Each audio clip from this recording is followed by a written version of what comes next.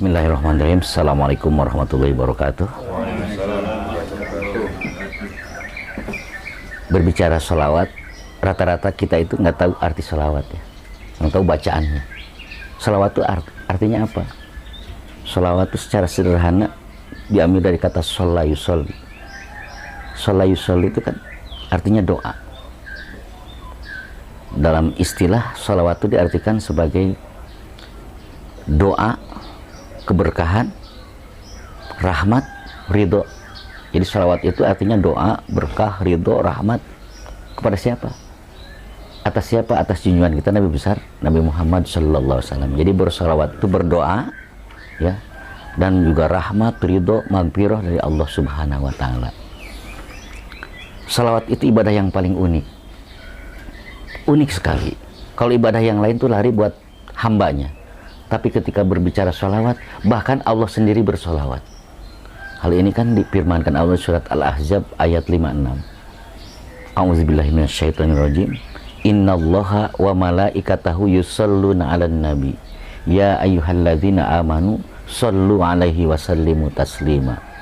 Bayangkan untuk bersolawat, bahkan Allah bersolawat, malaikat bersolawat dan mengajak, menyeru kepada orang beriman, hei orang yang beriman, shollu 'alaihi wa sallimu taslima. Bersolawatlah kepada Nabi Muhammad dan berikan salam kepadanya.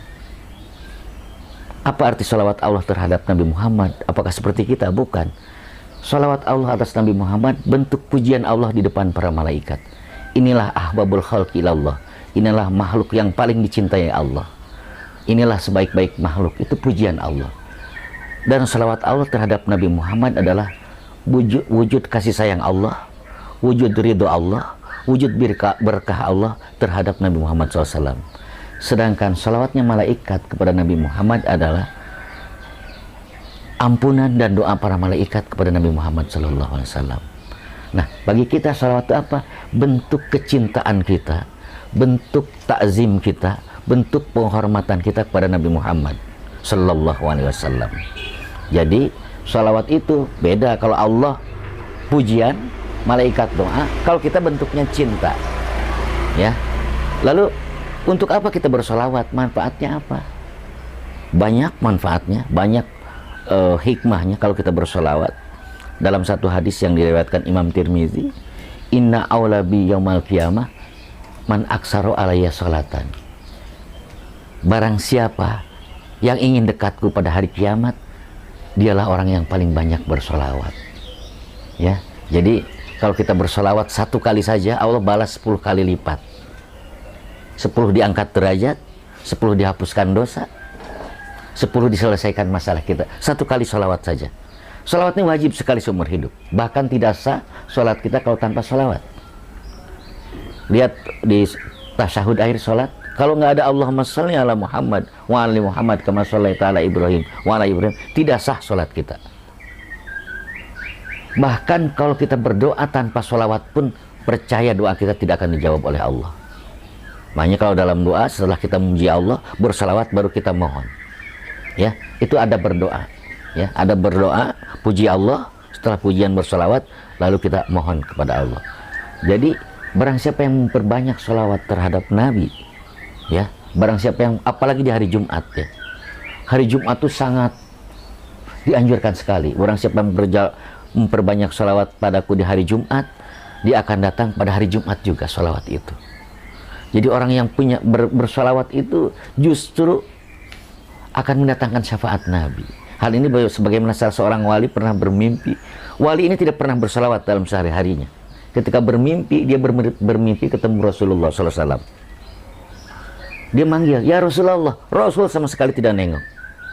Sampai dipanggil berulang-ulang kali, Rasul itu dalam mimpi beliau, dia tidak Rasul tidak menoleh sama sekali. Akhirnya dia mendatangi Rasulullah, ya Rasulullah, aku ini seorang wali, puasaku rajin, baca Quranku tidak pernah ketinggalan, sholatku berjamaah terus 5 waktu. Kenapa engkau tidak mengenalku sebagai hamba, sebagai umatmu? Aku tidak mengenal engkau karena engkau tidak pernah bersolawat kepadaku. Sejak itu seorang wali tersebut bersiar tentang solawat. Jadi orang bersolawat akan dihindarkan dari musibah dan bencana. orang yang bersolawat akan mendapat syafaat Nabi. Karena nanti pada saat di yaumil hisab, setelah semua Nabi masuk surga, Rasul akan mencari umatnya. Umat yang terakhir itu adalah umat yang mendapat syafaat pertolongan Nabi. Dikenalnya dari apa? Dari solawatnya. Makanya sepelit-pelit manusia, sepelit-pelit umatku adalah ketika namaku disebutkan, dia tidak mau menjawab. Makanya ketika ada kalimat Muhammad, Allahumma sholli ala Muhammad, kita ucapkan Allahumma sholli wa sallim alaih. Nah sekarang banyak pertanyaan, sholawat itu yang seperti apa sih? Kan banyak sholawat ya. Bahkan kalau dikumpulkan banyak sekali. Sholawat yang diajarkan Nabi adalah sholawat Ibrahimiyah.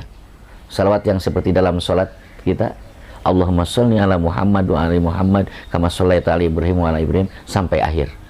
Atau Allahumma sholli ala Muhammad wa ala ali Muhammad. Kalau yang singkat ya.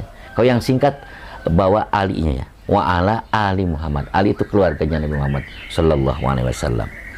Lalu sekarang yang jadi pertanyaan kan juga ada, dikenal oleh kita, ada salawat nariyah atau salawat kamilah atau salawat tafrijiyah atau salawat munjiat. Allahumma sholli alaihi wasallam salatan tunjina, itu yang ada kalimat itu munjina. Atau ada salawat tibil qulub. Boleh enggak? Karena itu kan enggak diajarkan Nabi. Boleh saja, karena itu sebagai bentuk kecintaan umatnya terhadap Rasulnya, terhadap kekasihnya. Hari ini terjadi pada zaman Rasul, ada nama sahabat namanya Abdullah bin Mas'ud. Beliau bersalawatnya seperti ini. Rasul tidak marah.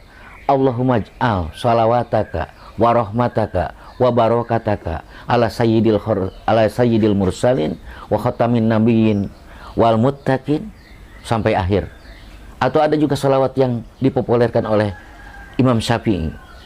Allahumma sholli afdalas sholati ala as'adi makhluqatika syamsi duha badri duja nuril huda kullama dzakaraka dzakirun wa ghafara an dzikrihil ghafilun. Itu salawatnya Imam Syafi'i. Jadi artinya boleh bersalawat. Salawat bentuk kecintaan. Cinta kita kepada Nabi bisa diwujudkan tadi. Tapi kan tetap kita mohon, ya Allah, jadikan salawat ini, keberkahan ini atas junjungan kami Nabi Muhammad SAW.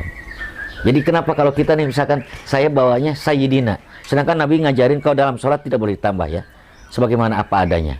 Jadi nggak usah Allahumma sholli ala Sayyidina, cukup Allahumma sholli ala Muhammad kalau dalam sholat. Tapi kalau dalam sehari-hari, adab kita terhadap Rasul kita panggil Sayyid, Sayyidina bagi saya ya. Kenapa? Kayak saya misalkan dipanggil, kalau orang manggil saya Dery saja nggak masalah sebetulnya, tapi kan rata-rata kalau misalkan saya tausiah, yang terhormat Ustaz Dery, coba yang panggil ya, silahkan Dery maju ke depan, nggak ada. Kalau diundang masih pada yang terhormat Al Mukarram Ustaz Dery. Masa kita kepada junjungan kita nggak boleh manggil Sayyidina? Ya, makanya Allahumma sholli ala Sayyidina Muhammad wa ala Sayyidina Muhammad. Bentuk kita sayang kepada Rasul. Apakah Rasul pernah berbicara bahwa Sayyidnya untuk dirinya? Pernah. Dalam satu hadis beliau mengatakan, Ana sayyidu waladi Adam. Aku adalah pemimpin anak-anaknya Nabi Adam. Jadi seperti itu ya. Jadi bagi kita jangan ragu-ragu kalau baca Sayyid, Sayyidina, silahkan. Kalau yang nggak mau silahkan, jangan dipaksa. Tapi buat kita sebagai bentuk penghormatan, bentuk kecintaan kita, bentuk syukur kita. Karena syukur yang paling besar buat kita adalah diutusnya Rasul Muhammad SAW sebagai Nabi kita. Karena beliau sangat sayang kepada kita. Untuk itu saya mengajak kita semua jangan lupa bersolawat ya, perbanyak solawat. Barang siapa yang perbanyak salawat akan bersama Nabi, akan mendapat syafaat Nabi. Barang siapa yang bersolawat, masalah apapun insya Allah akan diselesaikan. Amin ya rabbal alamin. Akhiran, assalamualaikum warahmatullahi wabarakatuh.